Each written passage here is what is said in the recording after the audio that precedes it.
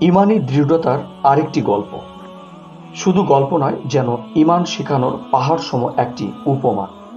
অতীত ইতিহাসের কিতাবে লেখা আছে, ফেরাউনের প্রাসাদে মুসাতা নামে একজন চাকরানী ছিল। একদিন সে ফেরাউনের মেয়ের মাথা আঁচড়াচ্ছিল। এমন সময় তার হাত থেকে চিরুনি পড়ে গেল। সে তা উঠাতে গিয়ে মুসা আলাইহিস সালামের প্রতিপালকের নাম নিল। যখন মুসা তা আল্লাহ তাআলার নাম নিল, তখন ফেরাউনের মেয়ে বুঝে নিল যে নিশ্চয়ই সে মুসা আলাইহিস সালামের প্রতিপালকের ওপর ঈমান গ্রহণ করে নিয়েছে এবং সে আমার বাবাকে খোদা মানে না। সুতরাং সে মুসা তাকে জিজ্ঞেস করল, তুমি কি আমার বাবাকে খোদা মানো না? মুসা তা বলল, কখনো না। আমার খোদা তো তিনি, যিনি মুসা আলাইহিস সালামের খোদা।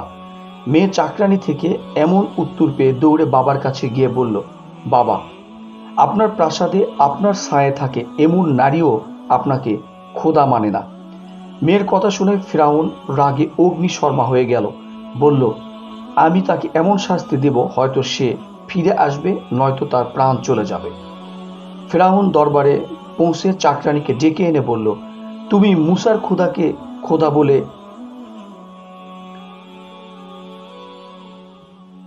ফিরআউন দরবারে পৌঁছে চাকরানীকে ডেকে এনে বলল, তুমি মুসার খোদাকে খোদা বলা ছেড়ে দাও। আমি তো তোমাদের বড় খোদা, সুতরাং আমাকে খোদা বলে মেনে নাও। মুসা তার দ্ব্যর্থ কণ্ঠে বলল, কখনো তা সম্ভব নয়। ফিরআউন মুসা তাকে ভয়ভীতি দেখালো এবং বিভিন্ন হুমকি ধমকি দিল, কিন্তু তার ঈমান টলাতে পারল না। সে বলে দিল, তুমি যা ইচ্ছে করতে পারো, কিন্তু আমি ঈমান ত্যাগ করতে পারবো না। তুমি যা ফয়সালা করতে চাও তাই করো।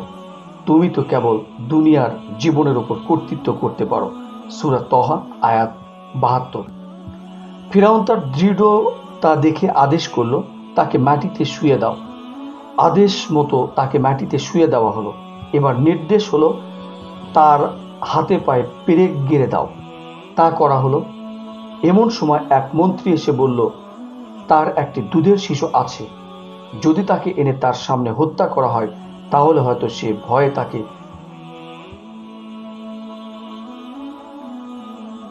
যদি তাকে এনে তার সামনে হত্যা করা হয়, তাহলে হয়তো সে ভয়ে তা থেকে ফিরে আসবে।